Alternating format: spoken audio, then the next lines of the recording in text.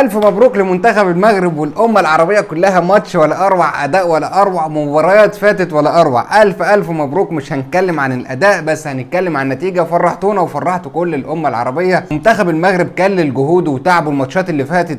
بعد ما غلب بلجيكا 2-0 وتعادل مع كرواتيا، النهارده غلب كندا 2-1 في مباراة جميلة جدا. المباراة اللي اتقامت في استاد السمامة وحضرها 43,000 متفرج، وحكيم زياش حلاوته كده في الجون الأول، أسرع هدف في كأس العالم السنة دي سجله حكيم زياش. يوسف النصيري بيكلل مجهود المغرب الفترة اللي فاتت كلها في الدقيقة 23، والمغرب تغلب كندا 2-1 في أداء ولا أروع. وفي نفس التوقيت اللي المغرب كان قاعد يدك في كندا، كانت هناك كرواتيا وبلجيكا بيلعبوا مع بعض مباراة الحرب الباردة. كل واحد خايف من التاني وكل واحد عايز يغلب بس 1-0، وبكده طلعت كرواتيا او صعدت كرواتيا مع المغرب. ان شاء الله اللي جاي احلى للمنتخب المغربي. ولو عجبك المحتوى ده اضغط لايك واستناني في حلقة جديدة.